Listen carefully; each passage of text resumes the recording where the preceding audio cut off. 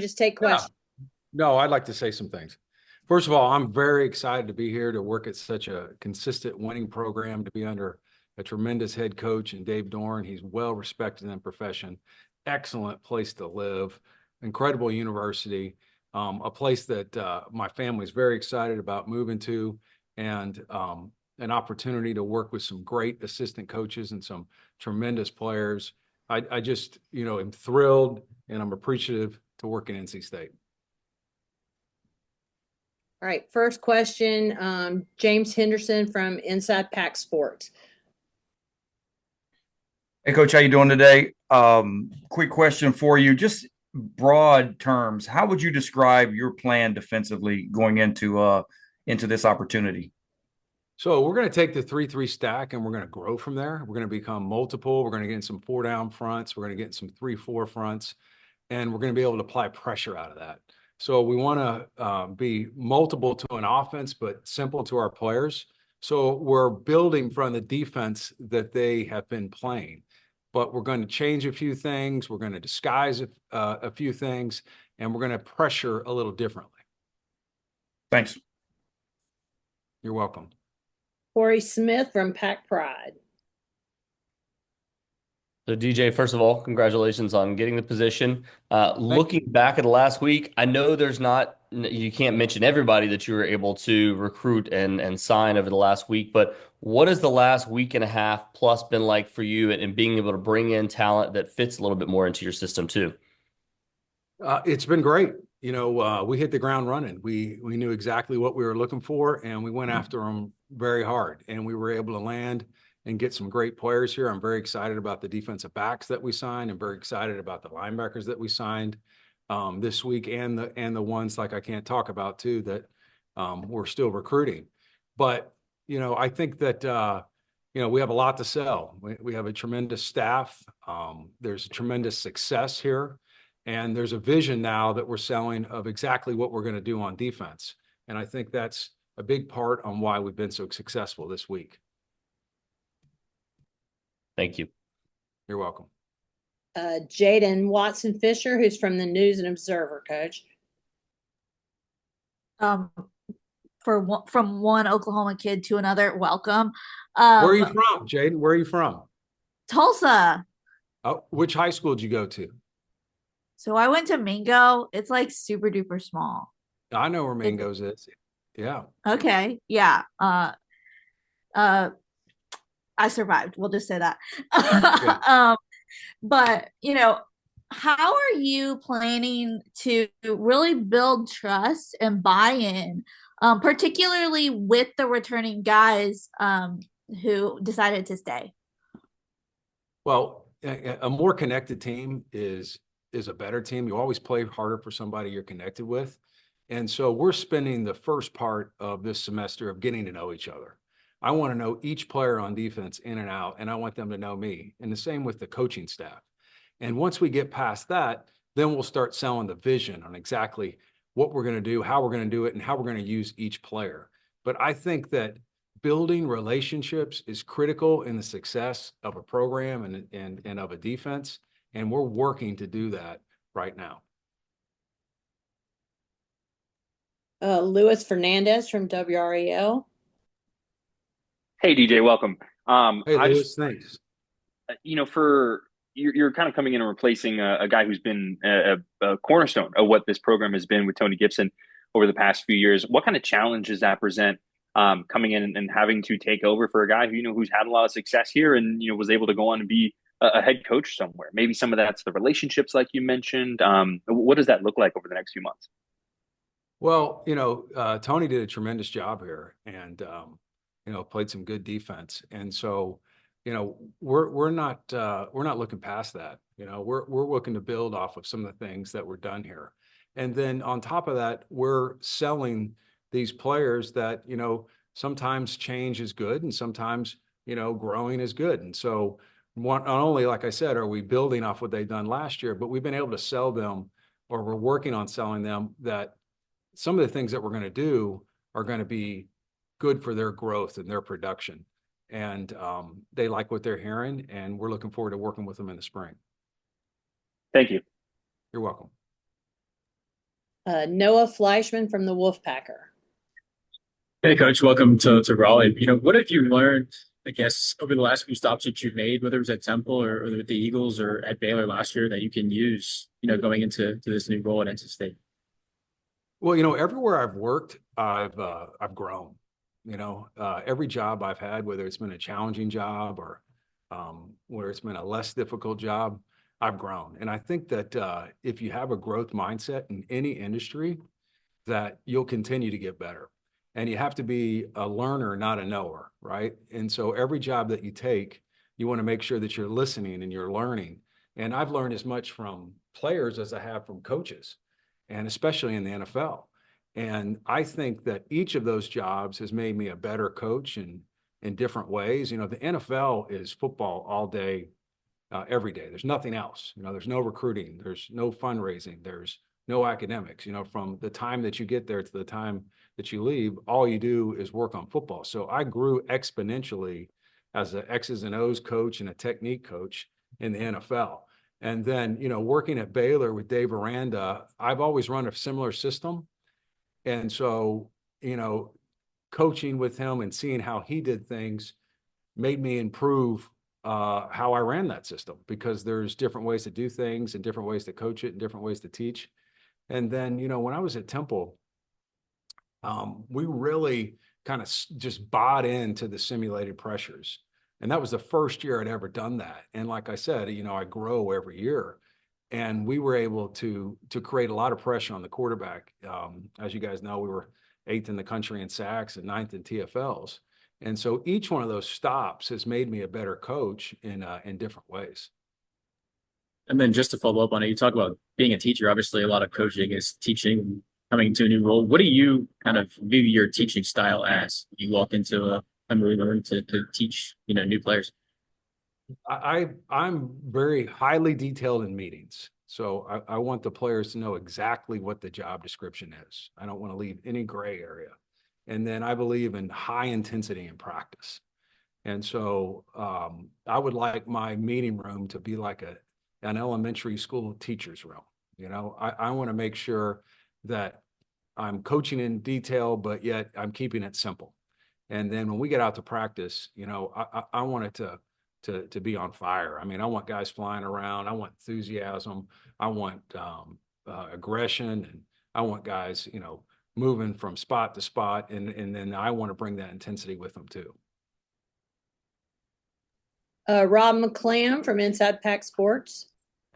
Yes, I have two questions, sir, if you don't mind. First of all, Sure. as you mentioned NC State winning, as you were navigating through the coaching industry, you see NC State, a school that generally goes to a bowl game, generally retains its coaches. What was the perception of NC State throughout the coaching industry? So the perception of NC State is that it's a rarity, for what you said, because they consistently win and they consistently retain their coaches, and that Coach Doran has been successful for here so long. And that's not very common, in this profession. And so that's one reason why I was so excited to work here. I want to be a part of that. I want to be a part of something that is consistent, that has a culture in place where every year, no matter what the team is, they can find a way to win, that they can find a way to compete. Because as you guys have seen, there's plenty of programs that are really high and then are really low. And Coach Doran has found a way to be a consistent competitor within the ACC.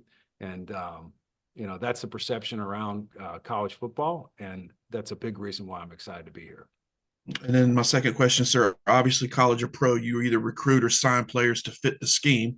But when you run across that player maybe who schematically doesn't quite fit but has unique skill sets, how fun is that for you as a coach to sort of look in your mind and say, okay, let me devise a way to fit this young man so he can be the best version of himself? Well, that's a good question, Rob. And, ultimately you want to get the best players on the field. So if you find a player that's a tremendous player and maybe didn't fit your, standard of what you were looking for, then I'll take him. I'll take him. I'll find a place for him. You know what I mean? We'll adjust the scheme if we need to, or we'll have him play within the scheme, just maybe at different dimensions that we expected. You like to have your edge rushers tall, but if Dwight Freeney is sitting there out there and he's 6 foot tall and he can rush like crazy, you're going to take Dwight Freeney. And, you know, that's the way I look at all players and all recruits. Right. JC Zimble from On Three. Sorry, from Rivals. What is your origin story with Coach Doran? Obviously, you knew Coach Roper.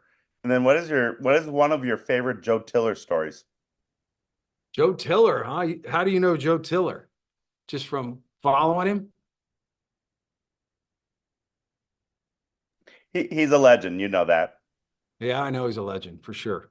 So, so I've only really knew Coach Dorans through recruiting. I would run into him in recruiting. You know, I think that we attended some of the same clinics, but you know, I've never worked with Coach Doran, but I've always respected him. You know, I think he's a tremendous coach, tremendous vision, really hard worker.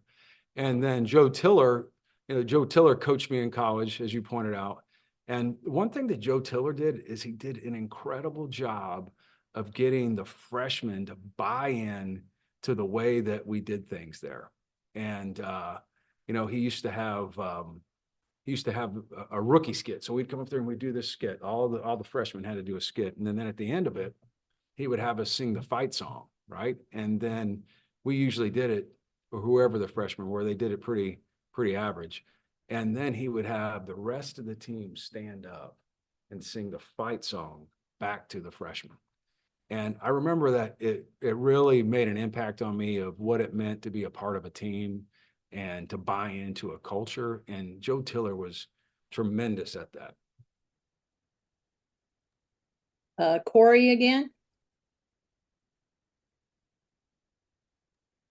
DJ, I wanted to ask you about the addition of Charlton Warren as well to the staff over the last week. And just your thoughts on what he brings to the staff too. Charlton's a tremendous coach with great experience across the country. He's very detailed, very high energy. You know, Charlton spent 13 years in the military before he got into coaching. So he has you know, great discipline. He has a plan on how he's going to attack every day. And I think some of that comes from his military training, you know, so it's great to have a guy like that on our staff. Thank you. Noah. Yeah, it's been a couple of years since you ran a defense at Temple. You know, what about this opening was the right one to be the one to come back in as a defensive coordinator? Well, you know, this job is one, like I said, for all the reasons that I've been very interested in being a part of it. But then two, I just am at the point where I really want to take something and grow it, you know, and kind of put some of the stamps on it from the last 2 years that I've learned in the NFL and with working Dave Aranda. And so this one I felt like was perfect for that, right? You know, it had the personnel that I was looking for. I had some schematics that were already in place that I was looking for, and then the chance to do it with Coach Doran too. And then just to quickly follow up, you talk about personnel. You know, Trey Thomas is on the team. You coached him at Temple. You know, what's it like to kind of be reunited back with him again? Trey's such a great person. You know, I love Trey, and he's a good player, but like I said, he's really got some great attributes off the field too. It's really good. I'm glad to be with him. He's you know, very talented, hardworking, very tough, and you know, it's going to be a good situation for him here at NC State. Lewis. DJ, you mentioned a couple times now just the excitement to work under Dave. What about working with Dave Doran has you so excited? And from your perspective as a defensive coach, is it different getting a chance to work under a defensive-minded head coach compared to someone who may be offensive-minded? Well, I worked for Mark Stoops at Kentucky, and then I worked for Mike McIntyre at Colorado. So I have experience working with a defensive coach, but it's great. And the reason it's great is there's another guy in the building that you can bounce ideas off of. There's a guy that's been a defensive coordinator that's been in your shoes and can help you, you know, can give you a different insight at times, can find something in film study. It's one that I think is a benefit as a defensive coordinator when your head coach is a defensive guy. Thank you. And last one, You're welcome. Coach Eliot from James Henderson. Yeah, DJ, when you look at your defense, I know all positions are important, but is there a specific spot where you feel like it is often a guy who you really feel has to be very productive for you week in, week out? It's like you said, they're all important. If you're playing a team that's running the ball, your D line better bow up and play, right? And if you're playing a team that's got great wideouts and your corners better light it on fire. And then, if you're playing a team it's got great tight ends, and your linebackers better be ready to go. So I think it depends on the week where the stress is going to be for each position. And that's why in the NFL and in college too, you really can't tell who's going to win week to week based on the past record, because the matchups matter so much. So when you're looking at teams and you think, well, this team's beating this team and that team's beating this team, but maybe the matchup is different. And so I'm very cognizant of that. And we're going to try to make sure that we, have our matchups right when we play people, and that our guys are playing hard. Thanks, DJ. You bet. All right, Coach. Thank you very